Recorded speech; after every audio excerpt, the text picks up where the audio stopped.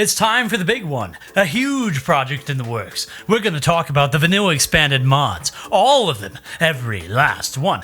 Took a lot of research and dedication, but it was worth it for you guys. Finally, this overview is for vanilla expanded only. Anything made by the team members, like the Alpha series of mods or Rim Effect, while on par with vanilla expanded, aren't actually part of the label. We will be talking about everything of the official vanilla expanded collection on Steam. Starting off, we'll begin with the factions. These sets of mods are themed around either a certain era or game mechanic. Think of them as the main expansion pack of video games, adding proper ways to play the game. First release, we have Medieval, which gives you what else medieval things to play with. The storyteller here is Mechinoid Medieval, who restricts all research to the medieval era of technology. Technologies such as meat smokers, which drives out meat, or longer non-refrigerated storage, archery targets for new entertainment, wine and grapes for more food and agreeable alcohol, cobblestone walls made of stone chunks for a cheaper material alternative, and that castle look. Heal root trees that may put pawns into a coma, but an alternative way to harvest heal root. And of course, plenty of medieval clothing and weaponry for the era, including always fashionable plague doctor mask. Ooh. Oh, and watch out for the Black Plague. That's a thing. You get a new start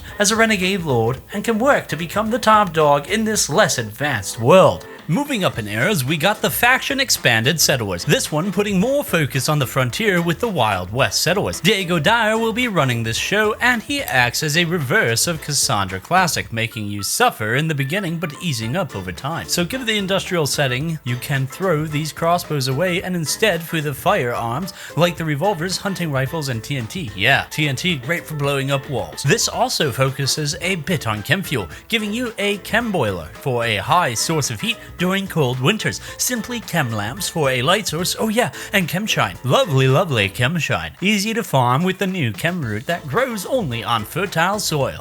Do keep in mind that anyone who drinks it can explode like a boomlope for a bit. Oh, and Muflos crave this stuff and will drink themselves into a coma. Keep that in mind. Yeah, did I mention the nice Pharaoh table and 5-finger fillet table? Very entertaining if painful with the fillet table. Oh, and the Gatling gun, made by the surgeon to reduce army size and casualties and show the futility of war. Given it's here on the rim, some things never change. Speaking of the start for this mod is the bandit start. Your posse just finished a heist made of a lot of people mad, and all you got is some booze and valuable statues for your trouble. Still, you can do a bit of work to try and gain favor, like the bounty hunter mission. Think of it like a bandit camp mission. Though now you have a key target, bringing him down dead or alive, and bringing the corpse to the faction who wants it for a secondary reward. There's also stopped caravan missions where you can ambush a caravan on the map, though keep in mind while it's a fun idea to play a bandito, it can be a pretty tough ordeal. Speaking of, you might get a few calls from people who want a protection fee. Pay up, they go, don't. Well, I recommend locking the doors because they be coming in, so you've been warned. Rising from below our caverns comes the Insectoids faction, creating a new faction of enhanced insectoids with multiple different powers, not to mention a far greater nest size. From the mighty queen to the deadly gigalocust, your colonists will have their work cut out for them as this bug hunt begins. Oh yeah. Though it's not all doom and gloom. This pack gives you multiple plasma-based weapons you can find as a quest rewards. While not the most accurate, their power and ability to set targets on fire can help in a pinch. And plus the plasma saw is a literal chainsaw that would make the Doom guy smile. Bearing that there is riot gear for a nice in-between flak and marine armor, but that's not all you can get. Harnessing the power of science, you can create cloned insectoids to act as a colony's pet and defender. All you gotta do is purchase an incubator and some genomes. Do keep them frozen, they can degrade. And then mix them up. With 3 slots and 3 different types of genomes, those being drone, warrior, and royal genome, you got a lot of options. There is of course base game mega spiders, scarabs, and spilipede, but you can get a lot of different ones that can do a lot more. Like the Caterpillar, which is an adorable nuzzler that makes pawns happy. The Gigalocust, which isn't as adorable but pretty deadly. The Princess, who can lay unfertile eggs and give out a tasty royal jelly, which is good for moods and immunity for sickness. And more, all in between. Though word of advice, don't put one of each in the incubator unless you like your pawns getting torn apart. Also, if you want, you can implement without surgery these genes to give pawns a random implant based on the gene. Pretty useful for body modders, but keep in mind they do come with some drawbacks, which usually mount to minor pain or some other debuff. Still, if you got a masochistic body modder, these are a pretty good choice for him. So the storyteller is fitting. It's Empress Evil, the Insectoid queen who is aggressive, sending events that lead to bad things. While this may include meteors for metal, those can land on you, or perhaps pawns with a relationship showing up, either via crashing down or raiding you. Everything has a chance to be bad. And what's bad is the many new ways for raids. Naturally, they have the normal raid types for entering in from the edge of the map to utilizing megapede sappers. Though befitting their species, they can tunnel up randomly on the map to attack you, or heck, create burrows to constantly send waves at you, if you don't deal with them, of course. Though the two worst has to be the meteor drop, which drops a meteor onto the map and then spawn in a bunch of insectoids. Then the Megalocust swarm, who flies in. Given Megalocusts are one of the more dangerous of them, you might be in big trouble, especially if they land in your base. Though while not a raid per se, they can also drop in on ship chunks and parts, though not immediately attacking, only after you hit them first. Then of course there is the giant infestation event, making regular infestations seem like a simple problem, not only bringing in more insectoids, but you got to contend with the stronger variant. Thank goodness you can find a sonic infestation repeller as quest rewards, because with it you stop all infestations.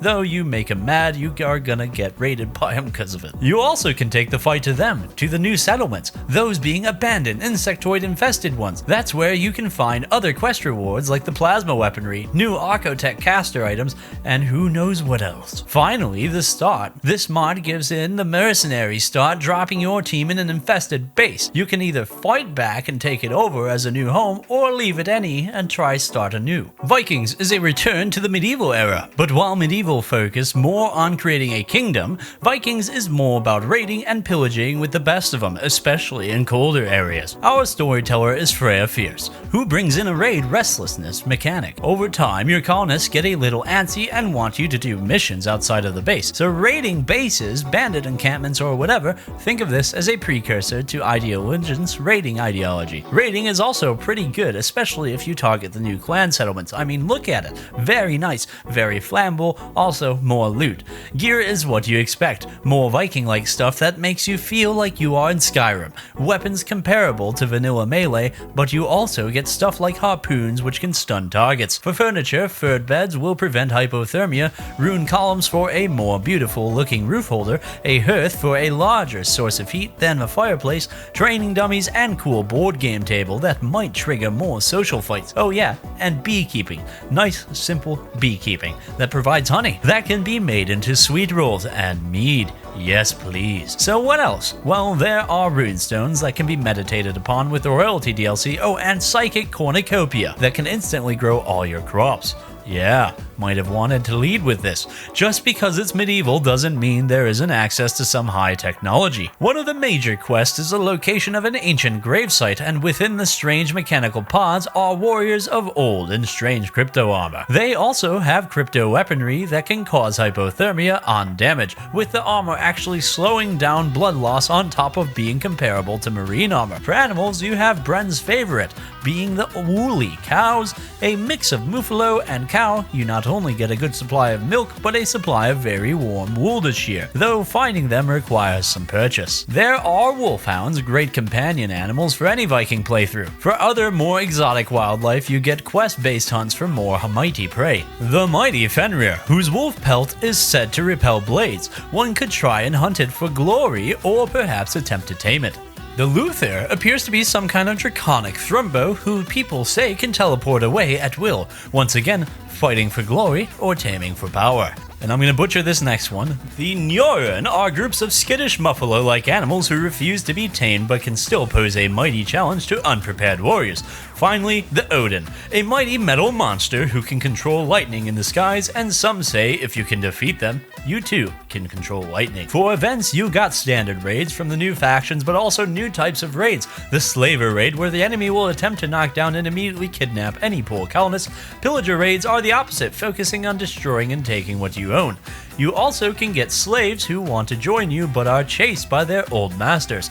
Mighty Viking feast where people will party and eat for many days, enjoying all allowed drugs and food in the colony. Finally, the start this mod gives you is the Viking start, where you begin raiding a small settlement to make it your own, a fitting beginning for your mighty base. All in all, a great mod for the medieval era, or Rimworld, and the look and feel is so Rimworld. Moving from the medieval era, we go to the age of sci-fi, with the faction expanded Mechinoid. We actually did make a video on this in the past, so we won't go into too much detail here. However, over the time between when it was released and the writing of this script, it has gotten a few updates. So the basic gist of the mod is now you will have an extra faction of Mechinoids. This one, more modern, over time you will get enemy ships landing as bases for you to invade for parts and to prevent the invasion.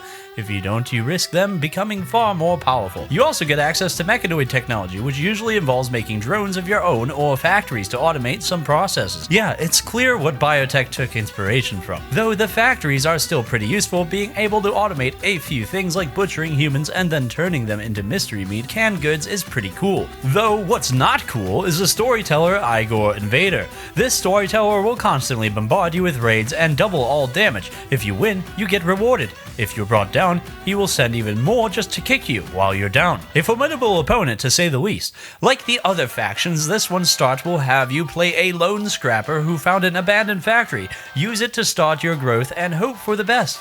Honestly, while biotech does overtake it on robotic use, the factories and automated machinery is still pretty good. Plus the Mechinoid raids do force me to leave and fight back, or create a missile and launch it at them. That works too. So one of the bigger factions mods has to be the Ancients, not only including multiple different aspects to play around with, but also does something else important: add lore to Rimworld. Yeah. Now, while it can't be called canon, it does seem to paint a picture of the Rimworld you land on being the site of multiple ancient wars and the survivors seeking shelter of high-tech vaults. Now, centuries or even more later, you can stumble upon them and reap the rewards. Of course, you can also do the vault start, beginning your playthrough within the vault. Doing this actually puts you in the ancient faction, and if you find other vaults, the people within actually will join you, no hesitation. Everyone else, they are hostile. So what do vaults give you? Well, a lot of security for better and for worse. Starting off or getting in requires hacking the larger doors or powering up the regular doors as they lock up without power. Though the walls can't be replicated without outside mods, you do get some of the most durable walls in all of Rimworld. As for the machinery, you get a multitude of usable items comparable to vanilla Rimworld items, except the electronics have a good gimmick. On top of usually having less power drains, you also get equipment that ignores solar flares and usually runs even better during that. Also, they never break down. I guess it's true what they say, they don't make them like they used to. Plus, it's all portable. You can take it and bring it back home. Not to mention, in this mod you get the mending table, which of course lets you mend items by using materials it's made of. Now that's favorite guns of yours won't have to be thrown away when it wears down, though that's not the main draw of the mod. To explain, our storyteller is Alfred Ancient, a veteran of countless wars, and he knows the best way to train an army is with steady threat and reward, though he prefers to limit your colony to mostly 5 colonists and make it harder to recruit prisoners. In return, though, he prevents all skill loss, so your colonists can be the best of the best. Given the need for proper soldiers and to face the unknown threats of the Rim, this mod provides the Gene Tailoring Pod, a specialized device where you can put in a pawn and roll the genetic wheel. When they come out, if you are lucky, they will have a power and drawback. Unlucky, well, you ever see scanners? These powers and drawbacks can vary, from simple ones like resisting high or low temperature, or perhaps being faster, to actual abilities like laser eyes and sight-shocking people from afar. From drawbacks, stuff like making them psycho, always kill prisoners, to even losing the ability of your legs.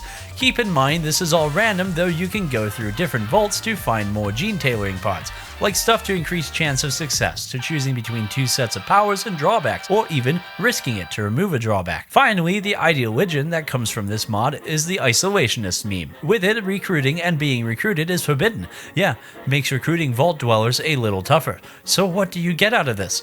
Well, you can get information. If your pawns persuade prisoners for information, you can get quests that way. It's all pretty cool, and the theme and backstory just fits Rimworld so well. Finding ancient vaults of this lost technology that you can't replicate and take advantage of can see why this one is usually considered people's favorites. Pirates is a fun faction mod based on the Pirates of Rimworld, which basically are your standard raiders. What does this do? It gives us a junker faction who packs their members in a couple tons of steel, arm with a BFG-sized weapon, and attack you. Clearly taking inspiration from Warhammer and combining the heavy armor of the Astartes and the sealing of the person in with the Terminator. There is now the option to create war caskets. Naturally, this comes with improved defenses and the ability to properly wield war casket weapons, which are enhanced versions of vanilla guns. So what's the catch? Well, once they're in, they stay in. Technically, you can remove them from the casket, but it's going to give them the shell casket trait, which gives them constant pain and prevents all social and intellectual skills. Being in the casket reduces rest rate, but they are allowed to do combat work. That's right, no other work unless you download a mod for that. Really, it makes sense. Once you are in that suit of power armor, it can't really see him working checkout. Now, if you want to wield the power of the war casket pawns, this mod gives you a workaround. The mercenaries, which are a faction of pirates who can call up and rent some soldiers for a certain amount of days. No, you can't strip them, and if you have ideology, they have their own ideology. In a pinch, they could save a colony from disaster. Now, given the pirate theme, our cursed storyteller is Casper Curse, and he acts like Randy Random, but with a twist. True to his name, he brings on many curses. Inspired by Halo's skulls, you get many game-altering curses from all material mined and gold. Everyone explodes when dead, and even instantly dying when downed. The more curses you got, the more he likes you apparently. Also fitting the theme of piracy is the security choices. There is the field gun, which can launch mortars from it, provided a pawn is arming it, or the cannon. Oscar, I love you, because there is nothing more entertaining than lining up a bunch of cannons and knocking tribals over their like bowling pins. Also included here is rum. Though before you start guzzling it, in this mod, rum is a little different. First, you need a rum suit, putting it on a very uncomfortable and sweaty. Then, after a while, you get rum. Yeah, rum is this mod is kinda gross. But on top of giving the alcohol recreation, you fill up some hunger. Then there is the privateer armor, a marine armor side grade which comes with a grappling hook. Again, Oscar, I love you, because this right here is an awesome way to pull out of a sticky situation. Or, you know, just to have fun. Speaking of fun, with ideology, you get a pirate meme. Similar meme to the raider one, you focus on raiding other places, but you also focus on camaraderie. Yeah, pirates gotta stick together, and with the camaraderie preset, pawns get a mood buff for interacting with each other, but also take a major penalty from the death of a crew member. Thankfully, you have the singing shanties ritual to erase bad memories of Lost, all hosted by the captain rule, which is a replacement for the shooting specialist. Instead of the marksman command, it's firing frenzy, reducing aim times and upping pain shock thresholds for a short time. Finally, the new raid, the Gauntlet raid. This time, the pirates crash down on ship chunks to raid you, and each of them also have turrets built in. Not gonna lie, pretty cool variant on the drop pod raid, and hey, you get to experience that kind of thing too when you do the low orbit crash start. Starting you off crashing down with some ship chunks, a couple of which with built-in turrets. Simply put, this mod adds a pretty cool mechanic in the form of the war casket, a legit good side grade for combat pawns, all in all, a good one to put in. Classical takes us all the way back to tribal era technology, but oh boy do you get a lot. First off, the storyteller is near on Neolithic. His desire is to test your military might and constantly bombard you with threats with small periods of rest, plus limiting all tech to the Neolithic era. Before we get into the tech, first the main gimmicks. 1. The Senator system. This mod gives you 3 factions, the 3 Roman-styled republics of Central, East, and West. Each one of these has a senator that you can appeal to through bribes or a quest to finish. Do this, and you get them senator to live with you. Why would you want this? Well, first off, more pawns to work for you, but importantly, perks. Yeah, the more you work for them, the more perks you get. Not to mention a research instantly finished on top of it, though you don't need to do a quest to do any of the researches in this mod. So what are the perks? Like, well, each republic has a theme. Central is focused on production and city building, and getting all 5 senators on your side gives you the bonus perk Tribitium, probably said that wrong, providing you an annual donation of 5% of your total wealth in silver annually, on top of having all prices to central outposts. The East focus on research and progress, and their final perk is the Perfectus, giving giving you a random research for every few days. Finally, the West focuses on warfare, and their final perk is Auxilia, giving a 25% chance during a raid for a group of legionaries to show up to your aid all for free. Then, if you can succeed at getting all 15 senators, you earn the Veni Vidi Vici perk, locking all republics to your color and their goodwill permanently staying at 100. Not to mention, you can instantly recruit any pawn from their settlements. It's good to be the emperor. Just remember to beware of the idols of Mach. Oh, and the technology you can get are pretty good early game. You got your standard weapons and armor that are era appropriate, nothing like having a bunch of centurions in your formation. There is the improved cooler that actually can cool to freezing temperature, a stage that acts like a TV for pawns to act on. The thermae baths for relaxing, not to mention a bit of a public woohoo if you catch my drift. The ability to create bronze for a lovely type of orange material, converting cloth into a lovely purple royal cloth, a cement press for concrete blocks if you want a more generic stone type to mix around, or heck, go full Roman and set up proper mosaic tile on the floor. Very, very lovely. My personal favorite is the beacon, cause when things get bad, sometimes it's nice to be able to call for aid like Gondor and call in an army. Maybe won't be as useful, say during a raid by Mechinoids, but never know. Oh, and opium, because hey, useful drug for numbing the pain. Just remember, it's addictive as Luciferium. Finally, for other mechanics, you have road making, letting you send caravans out to make proper roads, and for free too, just takes some time. Then you also can make outposts by sending groups of people out. While this mechanic is far more expanded in VE outposts, this mod does provide the ability to make a forestry, mine, hunting, or a farm type outpost.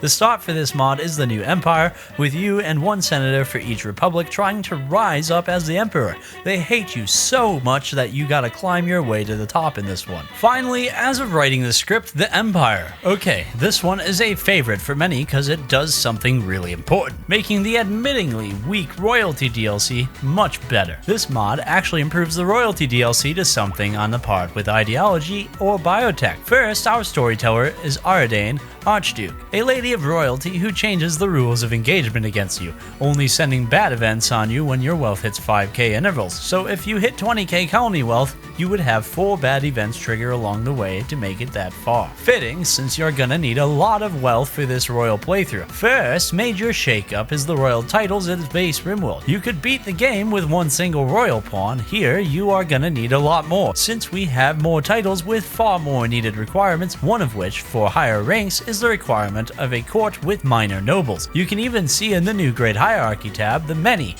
nobles you can work with, including calling them down for a nice visit. Makes sense to me. If I had a huge royal title, I'd like to schmooze it up with some minor nobility who understand and respect the noble lifestyle. Oh, and other new requirements show up. Obviously, you needed a good throne room, but now the throne room requirements are going to get far higher, needing the newly added grand tables, imperial banners, slabs, and sculptures. I recommend a dedicated artist for this playthrough. Especially with the new room requirement that being in the gallery, nobility wants a dedicated room focusing only on the nicest of statues and artwork. Get to work on that, and while you're at it, a royal ballroom. A fine open room with enough space for the instruments, including the newly added organ. Keep a good open space so pawns can host balls and dance.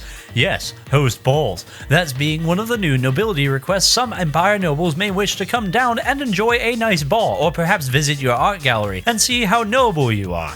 Sounds simple, right? Absolutely no problems whatsoever. Nope. You got a new threat to deal with, the Deserter faction, former Imperials who now hide in the shadows of other factions and work to disrupt any noble endeavor. If you join the Imperials, you now must contend with deserters coming in to wreck the place, be it a proper raid when nobles come down to visit, or acts of rudeness. Oh yes, deserters will pull off fun pranks like setting us up the bomb, poisoning the food supply so any pawns who eats from a tainted stack will get an infection in their stomach, actually try and kill your nobles, and they can show up in any caravan or visiting faction.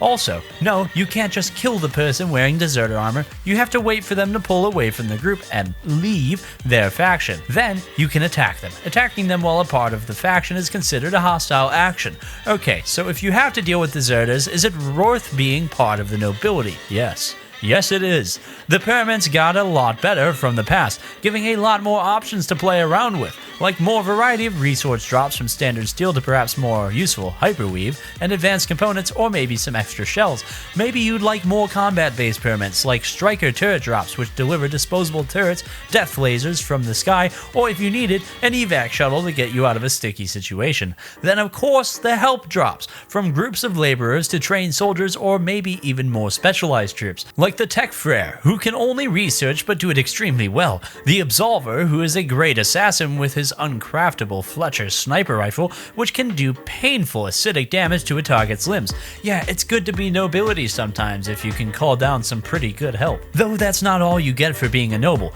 Now some quests from the Empire will provide you honors. Complete the quest and you can give any noble pawn an honor through the Grand Hierarchy menu. Then, after a simple bestowing ceremony, boom, your pawn gets a nice bonus. Stuff like having associated skills never decaying, nobility having +5 opinion of them, +1 honor points every 5 days, and so on. I absolutely love this. It gives me even more reasons to go out and do some quests from the nobility.